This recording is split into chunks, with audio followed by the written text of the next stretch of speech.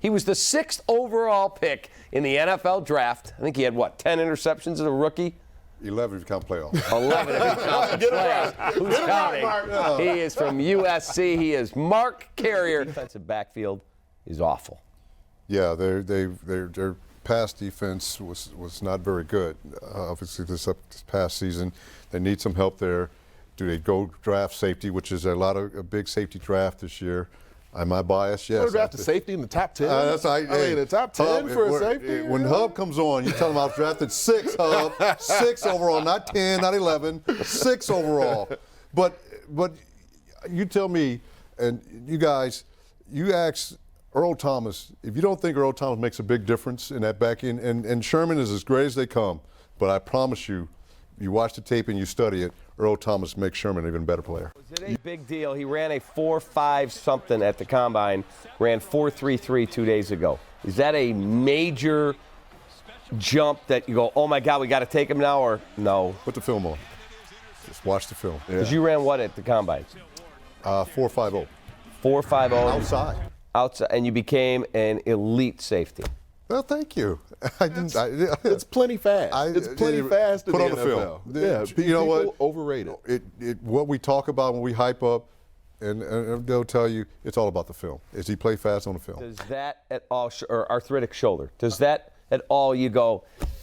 But I think that's a great point. The way boards are set up on teams, you can have 2 guys up there, but what's the grade? If you trust your board, the way NFL teams do this and how they draft, if you trust your board, you trust your scouting system, and if the tackle has a higher grade than the safety or vice versa, you take that pick no matter what, because if that's your board and you believe it, you take it and you move on, because if you don't, then you're not trusting you fire all your scouts. Yeah, why do I need my scouts if I'm not going to listen? Because you're not trusting your board. That's how teams do it. Take a quarterback at 3. No, absolutely not. I'll take a safety, but no. And I love Deshaun Watson. I think he's did a heck of a great player, going to be a great player. But I just don't like these quarterbacks in this draft. I want Sam Darnold. Of course you do. Fight on.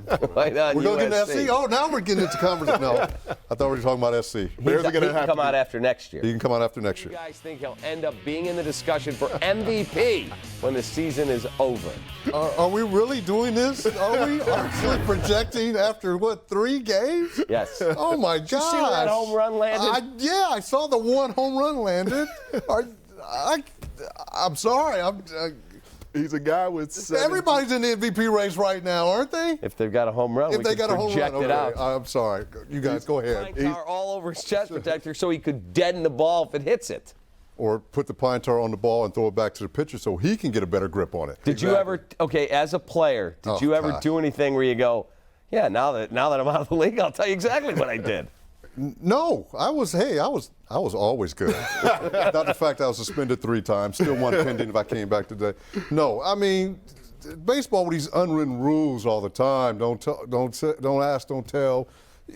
Hey, it doesn't matter. Like you said, the catcher doesn't get in trouble. It's off the pitcher. I think they're going to change the rule because of this. This thing went viral. How much Stickum did you use back in the day? I did not. All those interceptions you had. I didn't. Stickum was outlawed when I came in. Oh, okay. It was out. I know I played a long time ago. It was outlawed when I came in. Skin. Yeah, that's right. Now the spray was okay. The spray was just fine. Okay. That's the clear stuff. That's the clear stuff. That's what I think he had.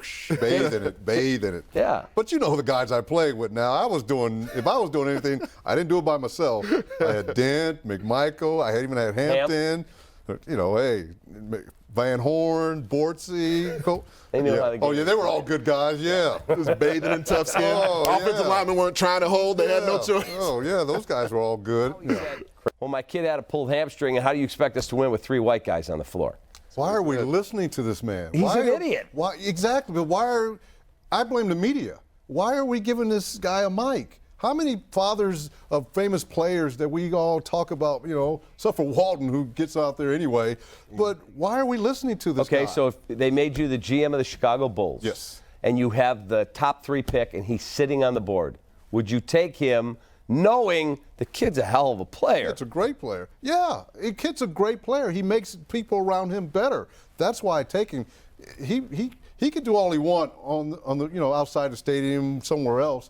But we don't have to listen to this guy. Why are we listening to this guy? Who's this kid coming into my locker room when I've been in the NBA 10 years and I've proven myself? I think that's an issue, too. I would just do a Jimmy Dolan on him and just get my boys and throw him out of the building here.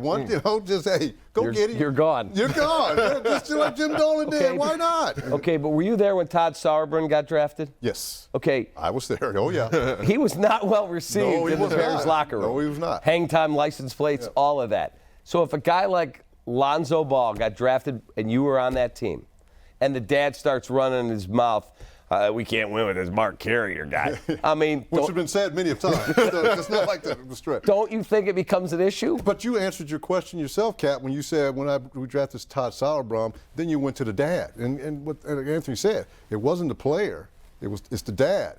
You can control the guys other players can kid on the other player.